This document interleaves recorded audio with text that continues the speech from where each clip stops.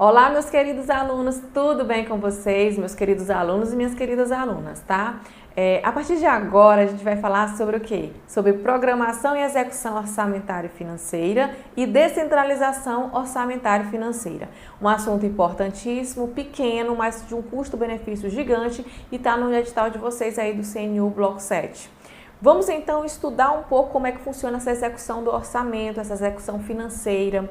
Ela parte de onde? Ela parte, pessoal, de quando a LOA é aprovada. A gente sabe que a LOA ela é elaborada pelo Poder Executivo e é aprovada por quem? Pelo Poder Legislativo. A partir do dia 1º de janeiro nós temos uma LOA aprovada, aí vai começar o quê? A programação orçamentária e a programação financeira. Então eu poderia dizer, para iniciar aqui com vocês, que essa programação orçamentária e financeira é a execução propriamente dita, é onde a coisa vai virar realidade. Aquilo que foi planejado no projeto de LOA vai ser, na verdade, realizado, vai ser concretizado. Por exemplo, é a partir daqui que nós temos a arrecadação da receita, que nós vamos ter os gastos públicos, ou seja, a execução de uma despesa pública. E a gente tem que saber como é que se movimenta isso, né? Como é que acontece esse planejamento, essa programação, que tipo de recurso precisa ser programado e planejado, como é que acontece essa movimentação do crédito, como é que acontece essa movimentação do recurso financeiro ao longo do exercício financeiro. Então é tudo isso que a gente vai falar nessa aula. Vai ser uma aula dinâmica, uma aula bem interessante. Vamos olhar para 4.320 e principalmente para a Lei de Responsabilidade Fiscal, porque tem muita coisa na LRF. E é isso, pessoal. Vamos então começar a nossa aulinha de hoje. Vou colocar na tela que eu fiz aqui uma linha reta para que vocês possam entender a dinâmica, como funciona a execução do orçamento, tanto orçamentária como também financeira, e vocês vão entender basicamente o que eu quero falar. Vamos lá. Programação e execução orçamentária e financeira, descentralização orçamentária e financeira.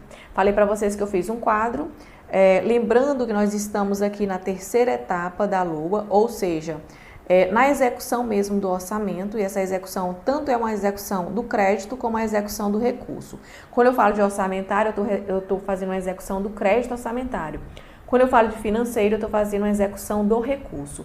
Então, o dinheiro mesmo, pessoal, fica aqui na execução financeira. Aqui no orçamentário é como se fosse um cartão de crédito, um crédito que é liberado para os órgãos públicos. Então, nós temos uma execução que é do orçamento e uma execução dos recursos. Mas de onde parte tudo isso? Parte de uma LOA aprovada. A LOA foi aprovada, aí nós temos aqui uma execução que vai começar a partir de 1º de janeiro. A primeira coisa que precisa ser feita nessa execução é justamente a programação financeira e orçamentária. E ela vai acontecer o quê, pessoal? Essa programação financeira e orçamentária, ela vai ter que acontecer até 30 dias após a publicação da LOA, ou seja, até 30 dias após a LOA. Então, publicou a LOA, tem até 30 dias após a publicação da LOA para se fazer a programação financeira e orçamentária, ok? A gente vai falar mais à frente quem faz essa programação financeira, quem faz essa programação orçamentária. A partir da programação financeira e a programação orçamentária, que acontece até 30 dias após a publicação da LOA, e as regras estão contidas na LDO, então a gente tem que saber que todas as regras de programação financeira e orçamentária estão contidas na LDO, vem a arrecadação da receita. E na arrecadação da receita é quando eu tenho, por exemplo, a realização da receita, ou seja, quando vai entrar dinheiro no caixa do tesouro. Então é esse momento em que os cofres públicos vão fazer a arrecadação aqui da receita. Depois disso, pessoal, nós podemos dizer que nós temos a receita arrecadada e nós podemos fazer aqui a descentralização orçamentária. Quando eu falo de descentralização orçamentária, a gente vai estudar sobre isso ao longo dessa aula. Eu estou falando, por exemplo, de descentralizar no mesmo órgão, aliás, dentro do mesmo órgão, dentro da estrutura do mesmo órgão, entre órgãos diferentes. Então, dependendo de como vai ser essa descentralização, nós podemos chamar ela de dotação e nós podemos chamar ela de destaque. destaque. Então, pode ser dotação e pode ser destaque.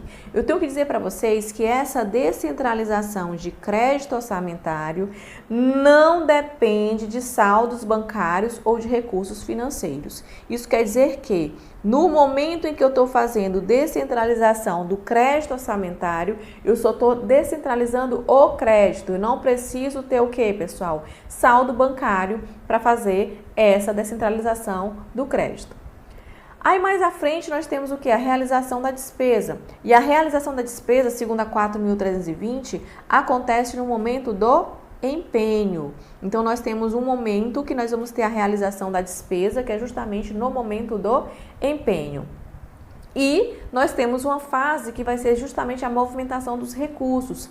E quando a gente fala de movimentação dos recursos, nós estamos falando do dinheiro. A partir daqui nós temos que ter sim movimentação de saldo bancário e que dependendo se é de um ministério para outro, de um órgão para outro, se é interno ou externo, ele pode ser uma cota, ele pode ser um repasse e ele pode ser um subrepasse. A gente vai estudar tudo na aula de hoje, ok?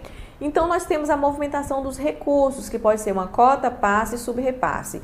E quando é que acontece essa movimentação dos recursos? Gente, a movimentação dos recursos acontece após a liquidação da despesa.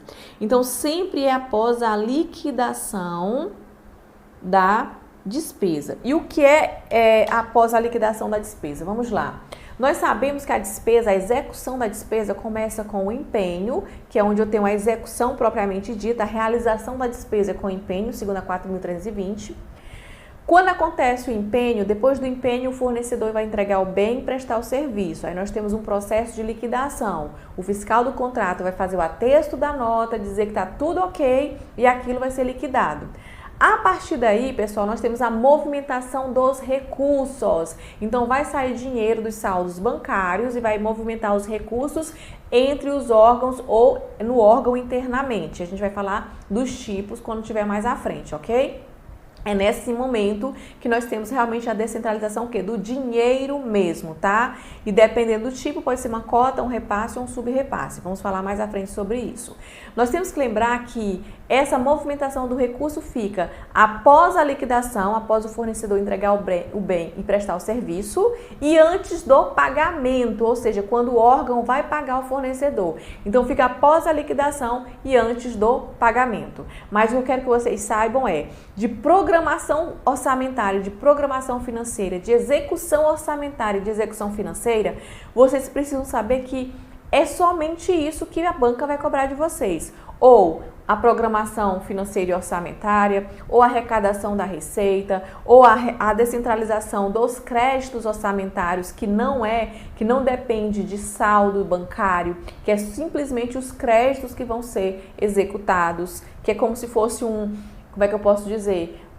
O crédito orçamentário é como se fosse dizendo o seguinte: o legislativo passou um percentual que autorizou de gasto. Então, é só uma autorização para gasto, esse crédito orçamentário. Depois, nós temos a realização da despesa, que é quando acontece realmente o empenho daquela despesa. E, por fim, nós temos a movimentação dos recursos. Então, só para a gente recapitular e a gente não esquecer disso, para a gente ter isso na nossa mente, eu vou colocar para vocês aqui novamente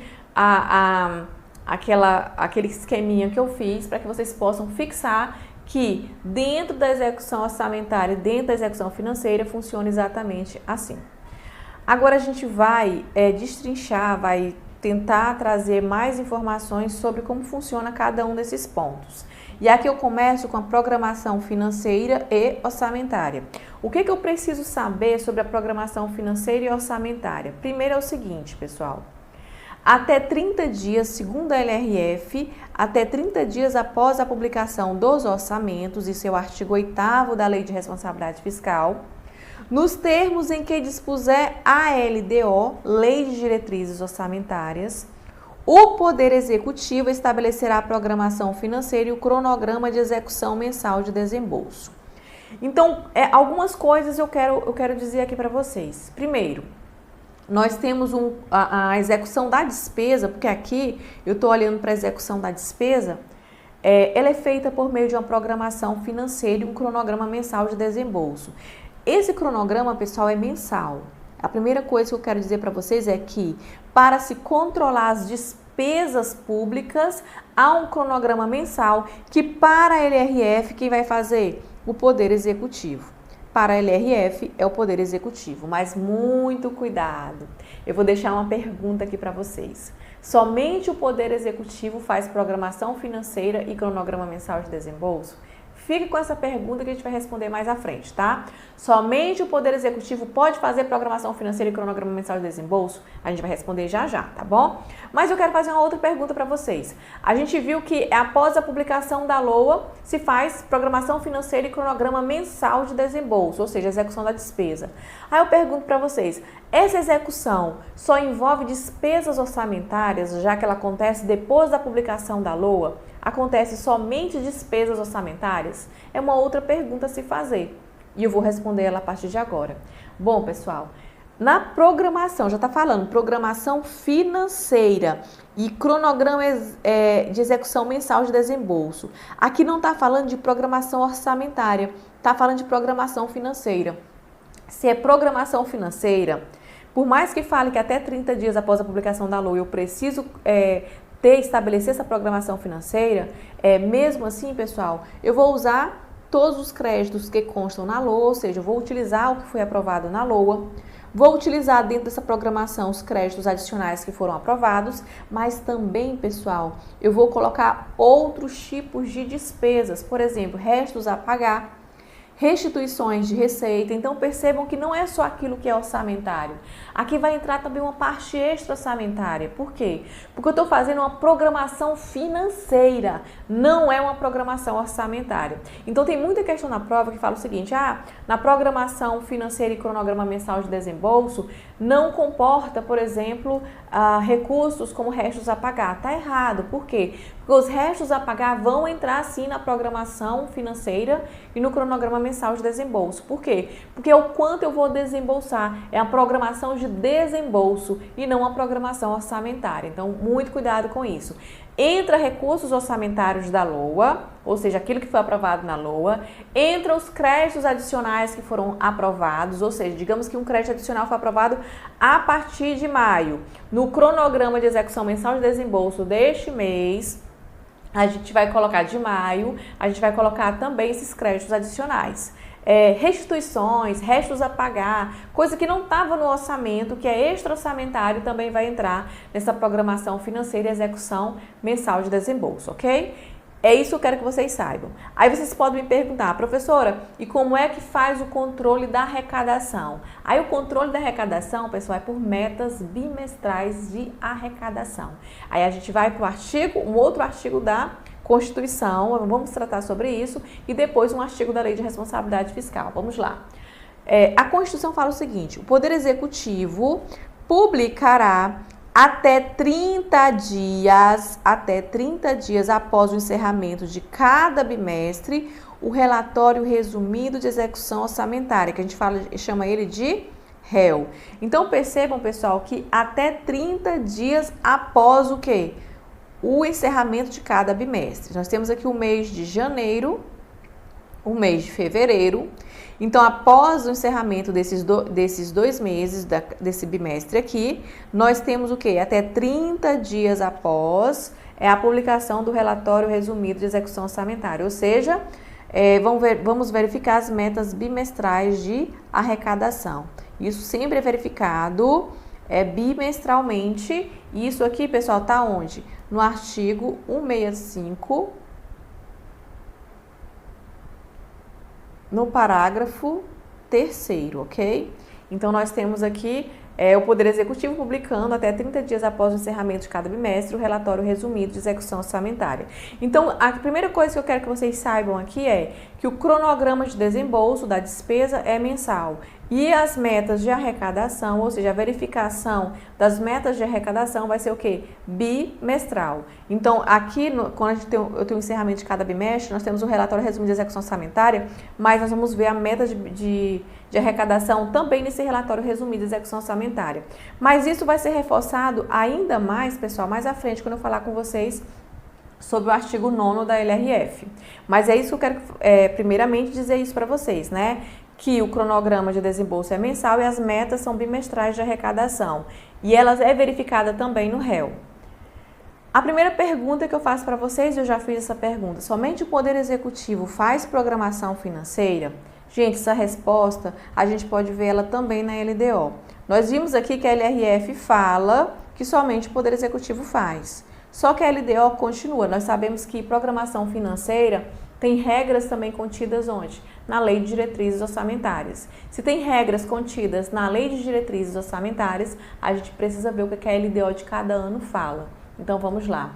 A LDO diz o seguinte: os poderes executivos, legislativo e judiciário, o Ministério Público, a Defensoria Pública da União deverão elaborar e publicar por ato próprio, até 30 dias após a publicação da LOA, o cronograma, olha só, anual de desembolso mensal, por órgão, nos termos do artigo 8 da Lei de Responsabilidade Fiscal, com vista ao cumprimento da meta de resultado primário estabelecida em lei. Então percebam que a LRF fala só de poder executivo, mas a LDO estende isso a todos os poderes, ou seja, todos os poderes faz cronograma anual de desembolso mensal. Então, cada um vai fazer por ato próprio, para que eles possam verificar o cumprimento do resultado primário que é estabelecido na própria LDO, na própria Lei de Responsabilidade Fiscal. Uma outra pergunta que eu posso fazer para vocês: como é que os poderes recebem os recursos? A gente vai falar muito sobre distribuição de recursos, mas a Constituição já traz dispositivos que diz como é que os poderes vão receber os seus recursos. Então vamos ver como é que os poderes recebem. Artigo 68 da Constituição fala o seguinte: os recursos correspondentes às dotações orçamentárias compreendidas, os créditos suplementares e especiais destinados aos órgãos dos poderes legislativo e judiciário, Ministério Público, Defensoria Pública, será entregue até 20 dias de cada mês em duodécimo. Então, essa é a forma como os poderes recebem os recursos. É até o dia 20 de cada mês em duodécimo. Quem traz isso é a Constituição. Bom, e como é que funciona esse controle dos fluxos e ingressos de dispêndio? Nós podemos ter, por exemplo, dentro da execução do orçamento, ou seja, quando eu estou executando a LOA, nós podemos ter, por exemplo, um excesso de arrecadação. Se durante a execução do orçamento a gente tiver um excesso de arrecadação, ou seja, a minha receita prevista é maior a minha receita realizada é maior do que a prevista, aí neste caso esse excesso de arrecadação, ele pode ser fonte para abertura de créditos suplementares e especiais.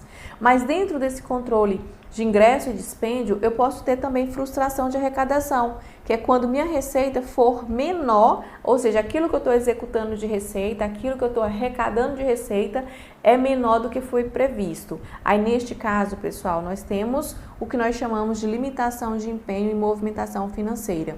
E as regras de limitação de empenho e movimentação financeira são definidas na Lei de Diretrizes Orçamentárias, ok? Então nós temos que lembrar que a limitação de empenho ela será promovida pelo ente que ultrapassar o limite também da dívida consolidada para que ela obtenha o resultado necessário ali, a recondução da dívida ao limite. Essa limitação de empenho ela pode ser utilizada muito com sinônimo de contingenciamento, que consiste no bloqueio de despesa prevista na LOA. O que eu quero que vocês saibam aqui é que quando a LOA é aprovada, ela vai ser executada, eu posso ter excesso de arrecadação. Se eu tiver excesso de arrecadação, ou seja, a minha receita arrecadada está maior que a minha receita prevista, o que vai acontecer? Eu posso utilizar esse recurso a mais para abertura dos créditos suplementares e especiais. Agora, no caso, se eu tiver frustração de arrecadação, ou seja, o que eu arrecadei foi menor do que eu realmente tinha previsto, aí isso vai gerar o quê? Um desequilíbrio nas contas públicas. Por quê? Porque eu fixei uma despesa muito maior, pensando que eu ia ter uma arrecadação maior. Como eu não tive essa arrecadação maior, para não ter esse desequilíbrio nas contas públicas, o que é que nós vamos fazer? Nós não falamos os poderes, né? Os poderes vão fazer, isso quem fala, Lei de Responsabilidade Fiscal. Os poderes vão fazer por ato próprio no montante necessário à limitação de empenho e movimentação financeira. Ou seja, nós vamos ter contingenciamento de despesa para comportar essa receita que foi frustrada. Ou seja, comportar essa receita que foi, na verdade, diminuída. Para que nós possamos ter um equilíbrio novamente na LOA. E é por isso que nós fazemos limitação de empenho e movimentação financeira. Nós quem? Os poderes e o Ministério Público nos montantes necessários. Quem traz as regras para a limitação de empenho? A Lei de Diretrizes Orçamentárias, como eu falei para vocês. Então, e aqui funciona qualquer tipo de desvio, ou seja, qualquer tipo de sair do padrão em relação à execução da arrecadação da receita, tá bom? Vamos então para frente.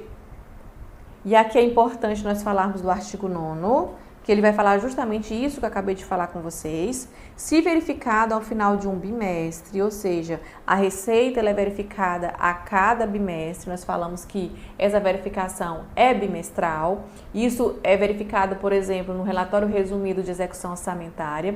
E esse artigo 9º da Lei de Responsabilidade Fiscal vai evidenciar, vai trazer mais um reforço que essa receita é verificada de forma bimestral. Mas o que acontece se essa receita tem frustração? O que acontece se essa receita não vai cumprir as metas do resultado lá no anexo de metas fiscais, as metas de resultado ali da receita no anexo de metas fiscais? Aí nós temos a limitação de empenho. Então, estou mostrando para vocês onde é que está isso dentro da Lei de Responsabilidade Fiscal. Então, vamos lá.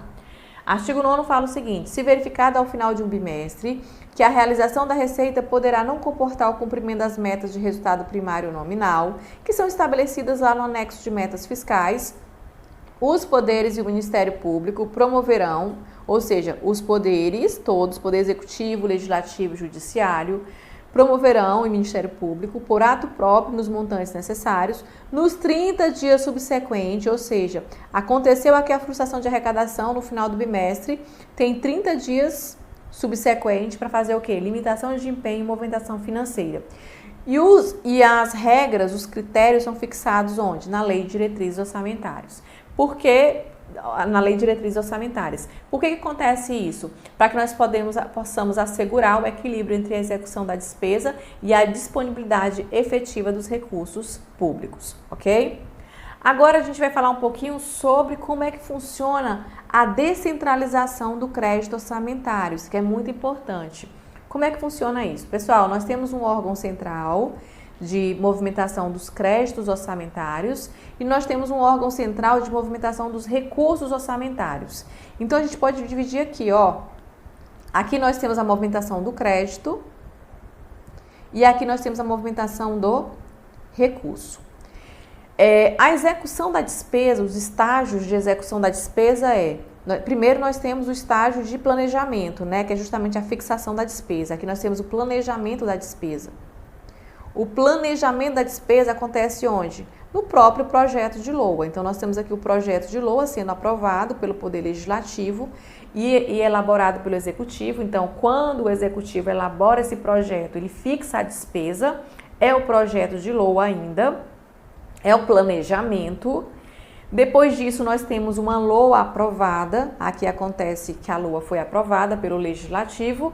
Aí nós vamos ter os estágios de execução da despesa, que é empenho, liquidação e pagamento. Então, a primeira coisa que eu quero que vocês saibam, existe o estágio de planejamento, que é justamente a fixação da despesa.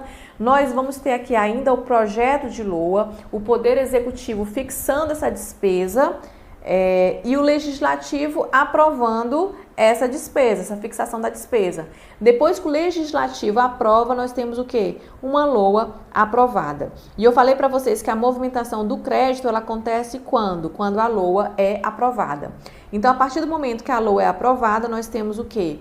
A Secretaria de Orçamento Federal, que é a SOF, liberando essa dotação para os órgãos. Então, quando a SOF libera, quando a LOA, por exemplo, foi aprovada e a SOF libera para os órgãos, os ministérios, por exemplo, eu estou falando de União aqui, o exemplo é União, nós temos o quê? Nós temos a dotação sendo liberada. Então, quando há essa movimentação de crédito entre o órgão central, quando a LOA foi aprovada, tem a movimentação de crédito entre o órgão central e os órgãos os órgãos setoriais, os ministérios, aí nós temos o quê? A dotação sendo liberada aos ministérios. Acontece, pessoal, que aqui nós temos dois movimentos que pode acontecer. Por exemplo, o ministério pode passar esse crédito para um outro ministério, ou seja, entre uma unidade orçamentária para outra unidade orçamentária, entre uma unidade... enfim, nós vamos ter a mudança, a movimentação externa de crédito entre um órgão e um outro órgão. Quando isso acontece, pessoal, ou seja, acontece uma movimentação externa do crédito, nós chamamos isso de destaque. Então, perceba o seguinte, olha, a LOA foi aprovada. A LOA foi aprovada, então a SOF vai liberar o que para os órgãos, para os ministérios? Vai liberar a dotação. Então, SOF, Secretaria de Orçamento Federal, vai liberar o que? As dotações para os órgãos. E os órgãos podem fazer dois tipos de movimento. Eles podem utilizar essa dotação, ou seja, esse crédito, e movimentar para um outro órgão. Isso é uma movimentação de crédito externa. Ou ele pode fazer essa movimentação interna, dentro dele mesmo, dentro do mesmo órgão. Digamos que o Ministério da Educação, ela faz uma movimentação interna dentro do órgão, mas ela pode fazer a movimentação para um outro órgão. Digamos que ela passa um recurso para a cultura. Ela pode fazer essa movimentação externa também. Quando a movimentação é externa de um órgão A para um órgão B, nós chamamos isso de destaque. É movimentação de quê? De crédito. Então, eu estou fazendo movimentação de crédito. E esse crédito vai ser o quê? Do órgão A para o órgão B, isso é destaque. Quando a movimentação é interna desse crédito orçamentário, aí eu vou chamar isso de provisão, tá? Então, se nós tivermos a movimentação dentro do mesmo órgão, isso é provisão. Lembrando que nós estamos aqui naquela fase em que a LOA foi aprovada e ela vai ser empenhada, a despesa vai ser empenhada, ou seja, a despesa vai entrar no primeiro estágio de execução, que é o empenho. Então, antes de ser empenhada, nós temos a liberação do crédito. E o crédito sai da SOF para os ministérios, que vai ser chamada de dotação. Quando chega nos ministérios, se a descentralização for interna, vai ser chamada de provisão. Se for externa, vai ser chamada de quê? De destaque. E aqui eu estou liberando o quê? O crédito, ok? Aí vai acontecer o empenho, vai acontecer a liquidação dessa despesa. O empenho, nós sabemos que é o comprometimento desse crédito. A liquidação é quando o fornecedor entrega o bem e presta o serviço. Aí chega o momento de pagar essa despesa. Aí precisa de quê, pessoal, a partir daqui? Do financeiro. Aí quando chega no financeiro, aí nós temos um outro órgão liberando esse recurso, que é a Secretaria do Tesouro Nacional. Vamos lá. Como é que funciona a Secretaria do Tesouro Nacional liberando esse recurso? Ele vai dizer o seguinte, olha, a STN chegou aqui na liquidação, que é o fornecedor prestou o serviço ou entregou o bem e ele precisa do pagamento. Então, nós temos a STN liberando para os ministérios o que nós chamamos de cota, que é movimentação do recurso, ou seja, vai entrar dinheiro, vai sair saldo do banco e entrar dinheiro aqui nesse momento, ok? Só que nessa repasse de recurso, nós temos também a movimentação externa e nós temos a movimentação interna. A movimentação externa entre um ministério e outro, entre um órgão e outro, ela é chamada de repasse. A movimentação interna é chamada de subrepasse. Quando acontece dentro do mesmo ministério, é chamada de subrepasse, ok? Então, recapitulando, só para a gente não esquecer. Quando a LOA é aprovada, a SOF libera o que nós chamamos de dotação. Vai liberar isso para quem? Para o Ministério. O Ministério pode ter uma movimentação interna, e se tiver uma movimentação interna, a gente chama de provisão.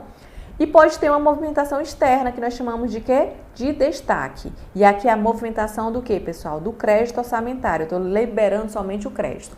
Aí, digamos que a despesa foi empenhada, a despesa foi liquidada, o fornecedor prestou serviço, entregou o bem, aí precisa do pagamento. Quem vai fazer a transferência do recurso? A Secretaria do Tesouro Nacional. E no momento que ela faz isso, nós chamamos isso de quê? De cota. Ou seja, eu vou movimentar da STN para o Ministério. Depois que o Ministério recebe esse recurso, ele tem dois tipos de movimento aqui.